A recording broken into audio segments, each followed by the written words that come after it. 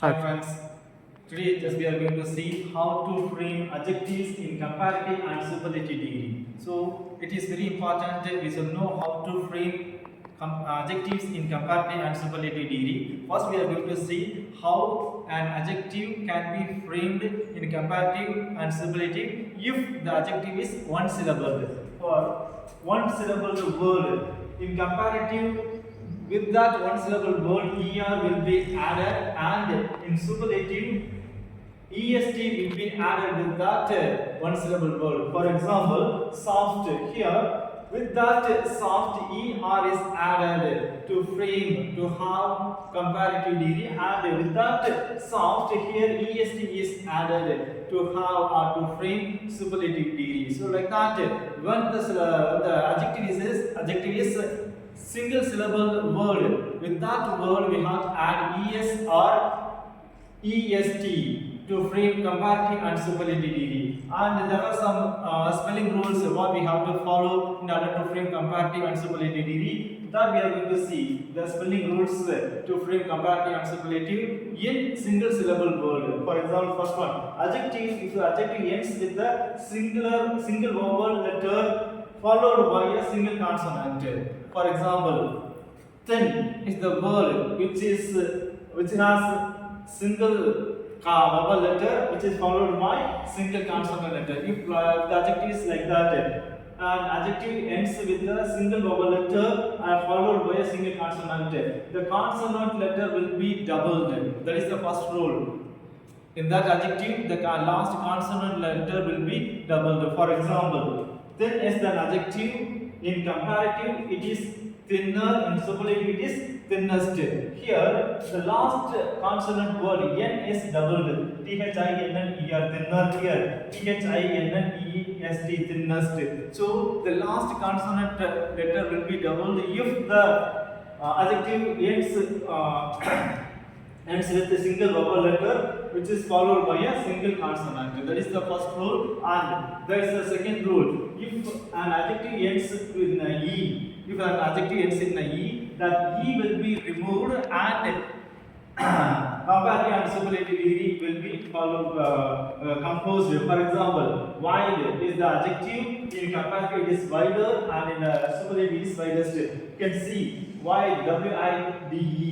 Here, the E is removed in order to frame comparative degree. W-I-D-E-R. The only one E is used. So there is a second rule in spelling. If the adjective ends with E, that E will be removed. And there is a third degree. That third rule. If an adjective ends in a consonant and followed by Y, that Y will be replaced by I. For example, dry is the adjective. In comparative, it is drier. In superlative, it is driest. If you see, you can see the difference. This y will be replaced by I. Dry here, dry here, driest. Here, dry, drier, driest. So like that, we have to follow the spelling rules in order to have comparative and superlative adjectives.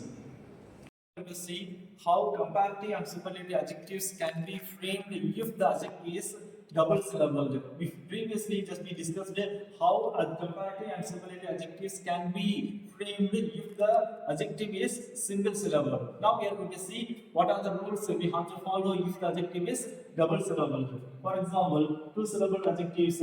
If that two-syllable adjective ends in y, that y will be replaced by I, and in comparative with that er will be added, and in superlative est will be added. For example, lucky is the adjective which is double syllable word.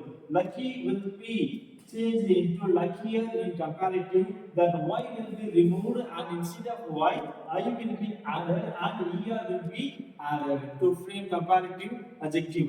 Lucky will become luckier like that. In superlative, then y will be removed, and instead of y, I will be added and est will be added. So the word is luckiest. So if the double syllable adjective ends with y, that y will be replaced by I, and in comparative es, er will be added and in superlative est will be added. For example, lucky, luckier and luckiest. The second rule, if the adjective is double syllabled, if the adjective ends in ed, ing, ful or les, if the double syllabled adjective ends with these letters ed, ing, ful or les, to frame comparative adjective, we have to add more. To frame superlative adjective, we have to add most with that adjective. For example, careful is the double syllable word, but this word ends with ful. So in that situation, we have to add more in order to frame comparative degree. We have to add most in order to frame superlative degree. For example, careful, more careful, and most careful. Because this word ends with ful. Already we have seen, if the double syllable word ends with ed, ing, ful or les, we have to add more in order to make comparative adjective, and we have to add most in order to make superlative adjective. So these are the two rules what we have to follow if the adjective is double syllable. And if the adjective is three syllable or more than three syllable, there are few rules what we have to follow. In order to make comparative, simply we have to add more. In order to make superlative, simply we have to add most.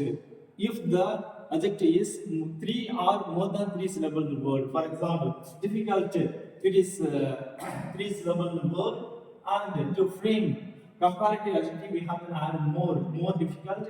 To frame superlative adjective, we have to add most difficult. So if the adjective is three or more than three syllable word, simply we have to add more in order to make comparative degree, most in order to make superlative degree. So these are the rules what we have to follow. Once again I repeat, if the adjective is single syllable, there are few rules what we have to follow. If the adjective is double syllable, there are few another rules what we have to follow. These are the rules what we have to follow in order to make comparative adjective and superlative adjective. Previously, we discussed how to frame comparative and superlative adjectives if the adjective is single syllable, double syllable, and three syllable, more than three syllable. Just now, we discussed it. Now we are going to see irregular adjectives. Irregular adjectives means the adjective will be different one in all three degrees. In a positive degree, it will be one. In a comparative degree, it will be another one. In superlative degree, it will be a different one. That is why it is called as irregular adjectives. For example, good, better, best. Good is the positive degree, better is the comparative degree, best is the superlative degree. So that is why it is called as irregular adjectives. So it is entirely different from each other. Another example, bad, worst. So from these examples, just we can understand, in positive it is one word, in comparative it is another word, in superlative it is entirely different. That is why it is called as irregular adjectives. So just now we discussed how to frame comparative adjective and superlative adjectives. Now we are going to see what are the uses of comparatives and what are the uses of superlatives. Comparatives commonly followed by the in order to describe who the other person or thing involved in comparison. So that is why we are using comparative degree in order to show who is the other person, who is the other thing which is compared with this subject. For example, John is taller than me. So here John is compared with me. So that is used after that adjectives in order to show who is compared with that subject. So John is compared with myself. That is why it is called as comparatives. So in this way, comparative degree is used in order to compare the subject with the other things. The other thing can be a place, it can be a thing, or it can be a person. Okay, so comparative degree is used to compare the subject with the other person. So it is used, who is that other person, and what are the similarities, what are the dissimilarities, that can be explained using the comparative degree. And like that, superlatives are commonly used after the article the in order to expose the superiority of that noun, superiority of that subject. So this degree is used to expose the super quality of that noun or the subject. For example, the most delicious cake I have ever eaten. So this is the most delicious cake I have ever eaten means I have never eaten such a sweetest cake. So this is the purpose of using superlative degree. So superlative degree is used in order to expose the high quality of that noun. That quality is no way compared to any other thing of that same category. So in this way, superlative degree can be used. So just we discussed what are the comparative adjectives, what are the superlative adjectives, how to frame comparative adjective, how to frame superlative adjectives, what are the rules that we have to follow in order to make comparative and superlative adjectives. I hope it is very useful and it is understandable to everyone. Thank you.